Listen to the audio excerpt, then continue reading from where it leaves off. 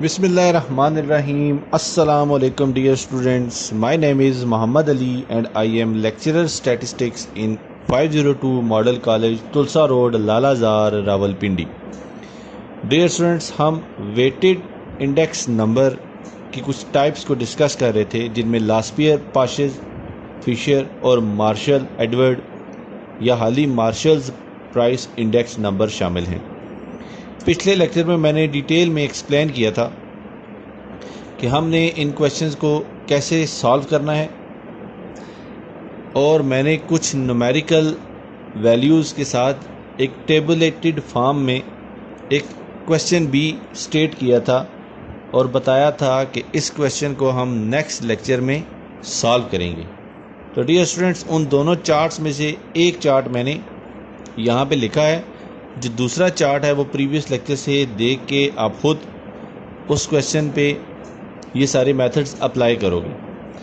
तो इस क्वेश्चन की सॉल्यूशन की जानिब मूव करने से पहले सबसे पहले मैं आपको बताऊं कि यहाँ पे एक टेबल दिया गया है और स्टेटमेंट में पूछा गया है कि calculate Laspeyres, Paasche's, Fisher's and Marshall's price index number, और बेस ईयर कोई भी ईयर नहीं दिया गया।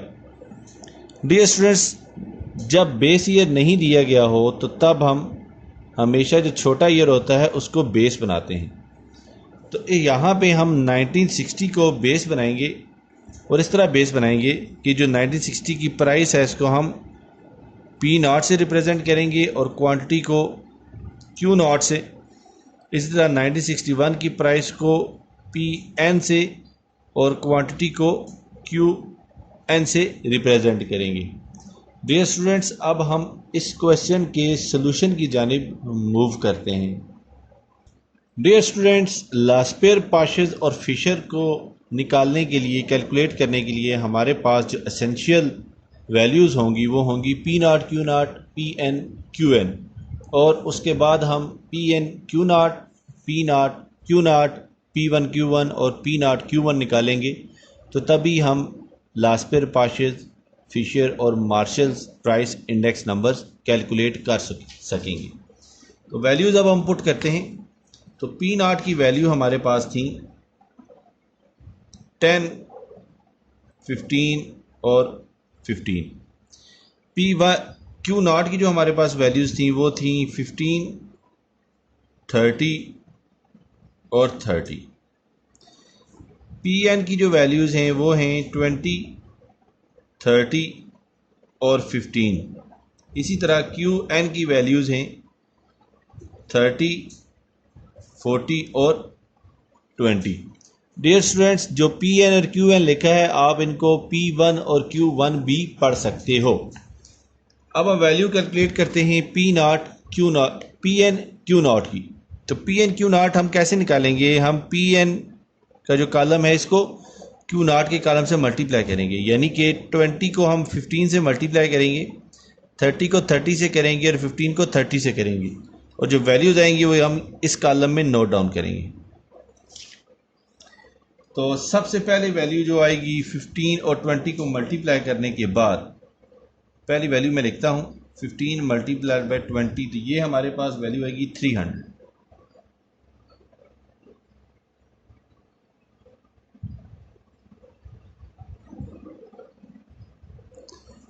डियर स्टूडेंट, ये 35 वैल्यू है, 30 नहीं, तो इसको करेक्शन कर लें। अब उसके बाद दूसरी वैल्यू आएगी 30 और 35 को मल्टीप्लाई करने से, तो ये वैल्यू आती है 1000। इसी तरह जो थर्ड वैल्यू है ये आएगी हमारे पास 450, और इन सब वैल्यूज़ को जब हम ऐड करेंगे तो हमें वैल्यू हासिल होगी 1800। यहाँ पे 1050 आएगा। जब इन सब वैल्यूज़ को ऐड किया जाएगा तो हमें जो वैल्यू हासिल होगी वो होगी 1800। डियर स्टूडेंट्स, आपने कैलकुलेशंस का खास ख्याल रखना है। तो यहाँ पे बाय मिस्टेक में 1000 लिख गया था और यहाँ पे 30 की जगह 35 की जगह 30 लिख गया था, लेकिन आपने इस चीज़ को अवॉइड करना है।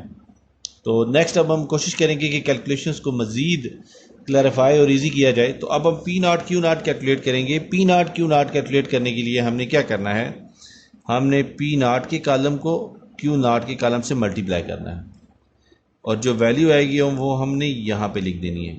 तो पी नॉट और क्यू नॉट में पहली वैल्यू है 10 और दूसरी वैल्यू है 15, तो हम 10 इज मल्टीप्लाइड बाय 15 कैलकुलेट करेंगे तो ये हमारे पास वैल्यू आएगी 150 के। जो दूसरी वैल्यू है वो हमारे पास आएगी 450 के और जो तीसरी वैल्यू है हमारे पास वो भी 450 के इक्वल आएगी। और जब सब वैल्यूज को ऐड करेंगे तो ये ऐड होके वैल्यू आएगी 1050। तो P1 Q1 हम कैलकुलेट करेंगे या P1 Q1 की जगह हम PN QN भी कह सकते हैं, तो आप यहाँ पे N लिख सकते हैं। तो PN QN के लिए आपने इस कॉलम से मल्टीप्लाई करना है, जो वैल्यू हासिल होंगी वो इधर तीनों वैल्यू लिख देनी है। तो हमें जो वैल्यूज हासिल होंगी वो पहली वैल्यू हासिल होगी 600। ये 600 कैसे आया, 20 को 30 से मल्टीप्लाई करके। उसके बाद जब हम 35 को मल्टीप्लाई करेंगे 40 से तो हमें जो आंसर हासिल होगा वो होगा 1400 और जो थर्ड वैल्यू हमें हासिल होगी वो होगी 300। और इन जब वैल्यूज को हम ऐड करेंगे तो ये ऐड होके हमें वैल्यू हासिल होगी 2300 के। अब हम नेक्स्ट देखते हैं पी नॉट क्यू एन कैसे कैलकुलेट किया गया है। तो इसमें भी सेम प्रोसेस दोहराएंगे। तो हमें जो पहली वैल्यू हासिल होगी वो होगी 300, जो दूसरी वैल्यू हासिल होगी वो होगी 600 और जो तीसरी वैल्यू होगी वो हासिल होगी 300। और इन सब वैल्यूज को हम ऐड करेंगे तो हमें 1200 की वैल्यू हासिल होगी। तो डियर स्टूडेंट्स, हमने सब सम्स कैलकुलेट कर लिए हैं। तो अब हम लास्ट ईयर की जानिब मूव करते हैं और देखते हैं लास्ट ईयर कैसे कैलकुलेट होगा। तो लास्ट ईयर को मैं फार्मूला लिखता हूँ। लास्ट ईयर का फार्मूला है summation P N Q naught is divided by summation P naught Q naught is multiplied by 100। तो हमें जो वैल्यू हासिल होगी वो होगी 1800 is divided by 1050 is multiplied by 100। सम की बात हो रही है तो पी एन क्यू नॉट के कॉलम का सम है 1800 और पी नॉट क्यू नॉट के कॉलम का सम है 1050। तो इसको डिवाइड करेंगे तो हमें जो वैल्यू हासिल होगी वो वैल्यू होगी 171.4 के। इसी तरह हम पार्शियल कैलकुलेट करेंगे। तो पार्शियल का फार्मूला है summation P N Q N is divided by summation P naught Q N is multiplied by 100। तो हमारे पास जो वैल्यू हैं वो वैल्यूज़ हैं 2300 is divided bye 1200 is multiplied by 100। तो ये वैल्यू हमें हासिल होगी 191.6 के। इसी तरह हम फिशर कैलकुलेट करेंगे। तो फिशर कैलकुलेट करने के लिए हम एक सिंपलेस्ट फार्मूला भी यूज़ करते हैं, लास्ट इनटू पार्शियस और इनका स्क्वायर रूट। तो ये हमें वैल्यू हासिल होगी 171.4 इज मल्टीप्लाइड बाय 191.6। तो जो आंसर आएगा वो आंसर आएगा 181.26 के। तो मार्शल का जो हम फार्मूला है वो कैलकुलेट करेंगे अब।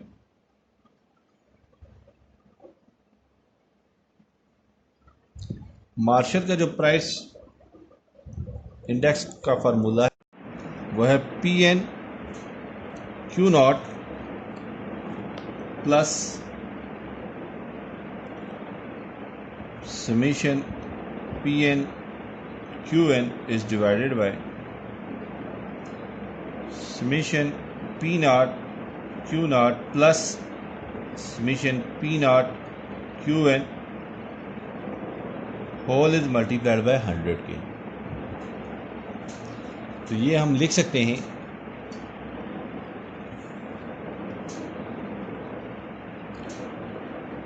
1800 plus 2300 is divided bye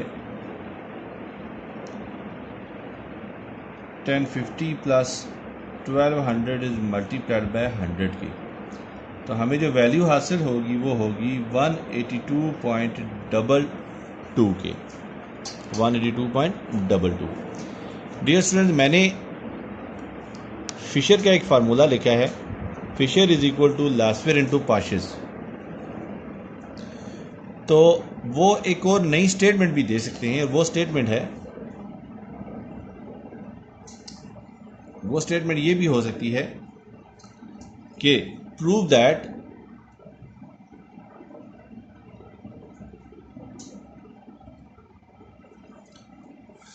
Fisher is equal to under root Laspeyres into Paasche's. तो तब हमने ये फार्मूला नहीं यूज़ करना, तब हमने फिशर का जो डायरेक्ट फार्मूला है वो यूज़ करना है। तो फिशर का डायरेक्ट जो फार्मूला है वो है summation P N Q naught is divided by summation P naught Q naught is multiplied by summation P N Q N is divided by summation P naught Q N, और इस सारे को हम multiply करेंगे 100 से। तो अब हम फिशर कैलकुलेट करते हैं। फिशर हमारा कैलकुलेट होगा, हमारे पास summation P naught Q N है 1800 is divided by P naught Q naught है 1050 और 2300 है हमारे पास पी एन क्यू एन, और पी नॉट क्यू एन है हमारे पास 1200। इसको हम मल्टीप्लाई करेंगे 100 से, तो हमें जो वैल्यूज़ हासिल होंगी वो होंगी, सो फिशर हमें हासिल होगा 181.26 के। तो हमने फिशर कैलकुलेट कर लिया है। तो अब हम देखते हैं क्या ये इसके इक्वल है।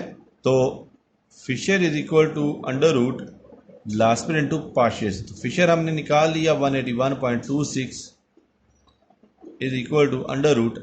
अब लास्फेयर की वैल्यू हम लिखेंगे। लास्फेयर हमने कैलकुलेट किया था 171.4 मल्टीप्लाइड बाय 191.6 के। तो हमारे पास जो फर्दर वैल्यू आएगी वो आएगी 181.26 is equal to 181.26, hence proved. तो डियर स्टूडेंट, आपने जब भी ये क्वेश्चन सॉल्व करना है तो आपने फिशर का ये फार्मूला तभी यूज़ करना है जब उन्होंने हमें वेरिफिकेशन का ना कहा हो। अगर वो हमें वेरिफिकेशन का क्या देते हैं, जैसे कि यहाँ पे कहा है प्रूव दैट, तो आपको फिर फिशर इस फार्मूले से कैलकुलेट करना पड़ेगा और उसके बाद आपको वेरिफिकेशन करनी पड़ेगी लास्फेयर और पार्शियस अलग अलग निकाल के। तो फिशर का फार्मूला मैं दोबारा नोट कर देता हूँ। तो फिशर का जो फार्मूला है वो बनता है Fisher is equal to under root summation P N Q naught is divided by summation P naught Q naught is multiplied by summation P N Q N is divided by summation P naught Q N is multiplied by 100। और ये 100 जो है ये square root के बाहर है, square root के अंदर नहीं है।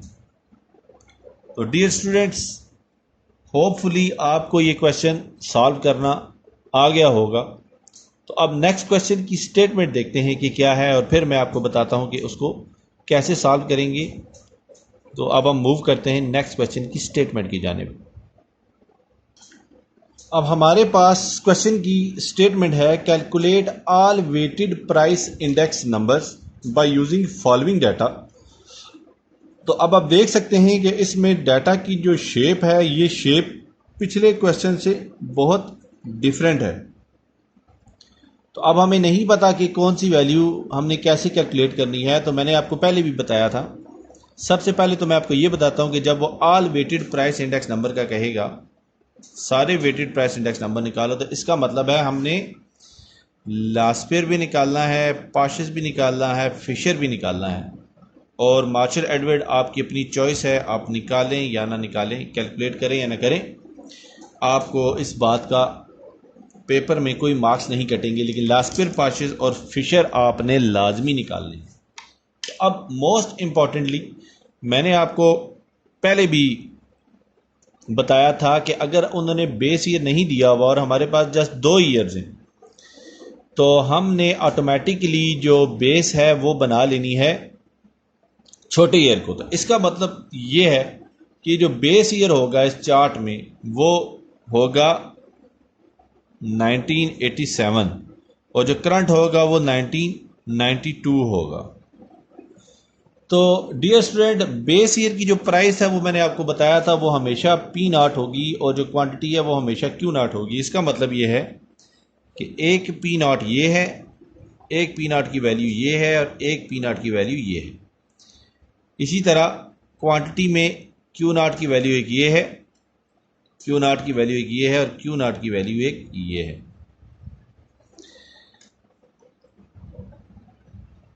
अब करंट की बात करते हैं। तो करंट में ये जो प्राइस होगी ये P1 होगी और जो क्वांटिटी होगी वो Q1 या QN होगी। आप इसको QN ले सकते हैं, QN ही लेते हैं। इसी तरह ये भी PN होगा और ये भी QN होगी। इसी तरह ये भी PN और ये भी QN। तो हमने इसको इस फॉर्म में लिखना है कि हमारे लिए इसको सॉल्व करना आसान हो जाए। तो पिछले न्यूमेरिकल में मैंने 1960 लिख के इसकी प्राइस क्वांटिटी लिखी थी। तो इसको अब ज़रा दूसरे क्वेश्चन की जो दूसरा टेबल था उसकी शेप दे देता हूँ ताकि आपको करने में आसानी रहे। तो आप प्राइसेस सारी अलग कर लो, 1987 की और 1992 की, और क्वांटिटीज़ भी सारी अलग कर लो, 1987 की और 1992 की। तो आपको काफ़ी आसानी हो जाएगी क्वेश्चन को सॉल्व करने में। या फिर आप 1987 की प्राइस और क्वांटिटी अलग कर लो, या फिर 1992 की प्राइस और क्वांटिटी अलग कर लो। ये आपकी अपनी चॉइस है। तो आप चाहे 1987 या 1992 की प्राइस और क्वांटिटीज़ को अलग अलग कर दीजिए, या फिर प्राइसेस अलग करें, 1987 अलग और 1992 को अलग करें, क्वांटिटी को अलग करें, 1987 और 1992 को अलग कर लें। तो डियर स्टूडेंट्स, इंशाल्लाह ताला अभी जो नेक्स्ट लेक्चर होगा उसमें मैं इस टेबल को दोबारा बनाऊंगा और इस टेबल को बनाने के बाद इसमें से 2 टेबल नए कैलकुलेट करूंगा। एक वो टेबल बनाऊंगा जो इससे पहले न्यूमेरिकल में कर चुका हूं अभी कुछ देर पहले, और एक जो टेबल बनाऊंगा वो दूसरी शेप में बनाऊंगा और उसका न्यूमेरिकल मैंने आपको असाइनमेंट दी थी करने को, लेकिन वो मैं खुद दोबारा सॉल्व करूंगा ताकि आपके पास दोनों मेथड्स आ जाएं। और ये तीसरा मेथड जो है, ये इस तरह का क्वेश्चन बहुत कम पेपर में आता है लेकिन कभी न कभी पेपर में आ जाता है। तो आपको इसके लिए मुकम्मल तौर पर 100% प्रिपेयर होना ज़रूरी है। तो ऐसा ना हो कि पेपर में इस तरह की स्टेटमेंट आए तो आप लोग इसको कंफ्यूज हो जाएं और गलत सवाल कर दें। इसलिए आपने हमेशा याद रखना है कि आपने जो बेस बनाना है वो छोटा ईयर बनाना है। तो अगर हमारे पास 3 ईयर्स हों, जैसा कि एक बेस और बाकी 2 ईयर, तो आपको 2 लास्ट ईयर, 2 पासेस और 2 फिशर निकालने पड़ेंगे बेस ईयर के अलावा। अब यहाँ पे देखिए, हम लास्ट ईयर, पासेस और फिशर एक ही कैलकुलेट करते हैं क्योंकि बेस ईयर के अलावा हमारे पास जो ईयर होता है वो होता है 19, सिर्फ एक ईयर। यहाँ पे देखिए बेस ईयर 1987 है और करंट ईयर हमारे पास सिर्फ एक ईयर है 1992।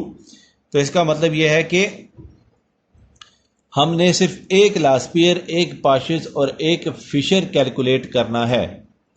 लेकिन बिलफर्ज अगर पेपर में उन्होंने हमें 3 ईयर्स दिए हुए हों, ये बड़ी इंपॉर्टेंट बात है, एक 1960, एक 1961 और एक 1962, तो इन तीनों में से सिवाय 1962 को छोड़ के टेक्निकली आप 1960 को बेस बनाएंगे। लेकिन अगर पेपर में वो कह रहा है कि 1962 को बेस बनाओ तो आपने 1962 को बेस ही बनाना है।